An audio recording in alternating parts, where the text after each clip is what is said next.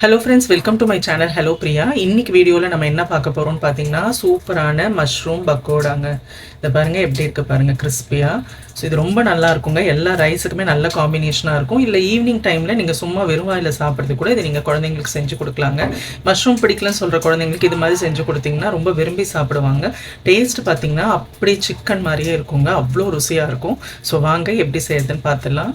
இப்போ ஒரு பவுலில் மஷ்ரூமை இந்த மாதிரி கட் பண்ணி வச்சுருக்கேங்க. இந்த மாதிரி மெலிசாக கட் பண்ணிக்கலாங்க.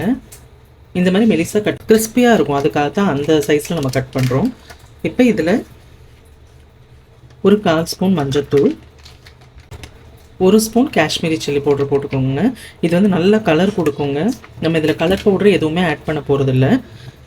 காரம் வந்து ஓரளவு மீடியமாக தாங்க இருக்கும். இது உங்களுக்கு ஸ்பைஸியாக வேணும்னு நினச்சிங்கன்னா கூட கொஞ்சம் ஆட் பண்ணிக்கலாங்க.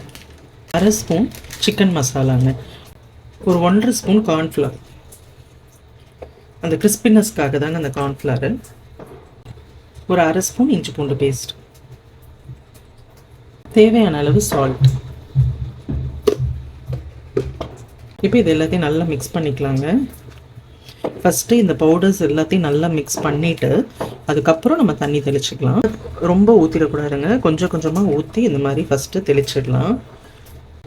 இந்த மாதிரி கொஞ்சமாக ஊற்றி தெளிச்சுக்கோங்க. சுதன்னு ஆகிடக்கூடாது, அதுக்காக தான். அவ்வளோதாங்க. இப்போ இதை ஒரு 15 மினிட்ஸ் நம்ம ஊற வைக்க போகிறோங்க. 10 மினிட்ஸ் ஊறட்டும், நம்ம அப்புறம் ஃப்ரை பண்ணிட்டோம். கடாய் வச்சுட்டு எண்ணெய் ஊற்றி நான் சூடு பண்ணியிருக்கேன். இப்போ ஒரு 15 மினிட்ஸ் இந்த மஷ்ரூம் வந்து நல்லா ஊறிடுச்சுங்க. இப்போ அதில் கொஞ்சம் கொஞ்சமாக நம்ம போட்டுடலாங்க. ரொம்ப எண்ணெயை ரொம்ப சூடாக்கிடாதீங்க, அப்புறம் போட்டதும் கருகிடும். இந்த மாதிரி நீங்கள் போட்டதும் அதுவே ஒன்று ஒன்றா பிரிஞ்சு வந்துடுங்க. நல்லா கிறிஸ்பியாக ஃப்ரை பண்ணி எடுத்துக்கணும்.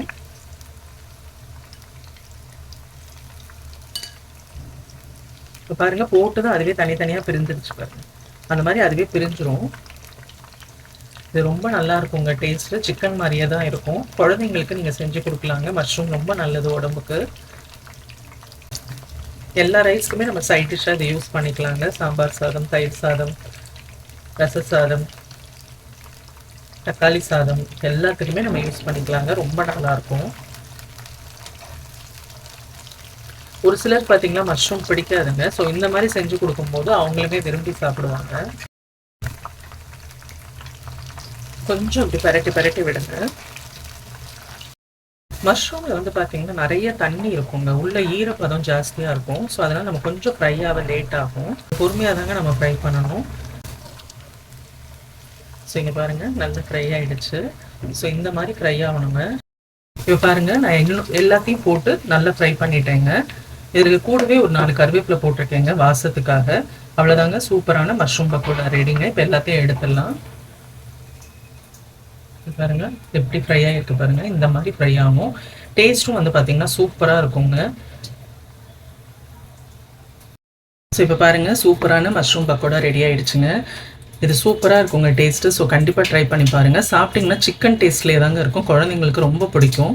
ஸோ மஷ்ரூம் வந்து ரொம்ப ஹெல்த்தியான ஐட்டம். ஸோ கண்டிப்பாக செஞ்சு கொடுங்க. வீட்டில் பிள்ளைங்க இருந்தாங்கன்னா செஞ்சுட்டு எப்படி இருந்ததுன்னு சொல்லி எனக்கு கமெண்ட்டில் சொல்லுங்கள். வீடியோ பிடிச்சிருந்தா ஒரு லைக் பண்ணுங்கள். இது வரைக்கும் சேனலை சப்ஸ்கிரைப் பண்ணாதவங்க சப்ஸ்கிரைப் பண்ணிவிடுங்க. நம்ம அடுத்த வீடியோவில் சந்திக்கலாம்.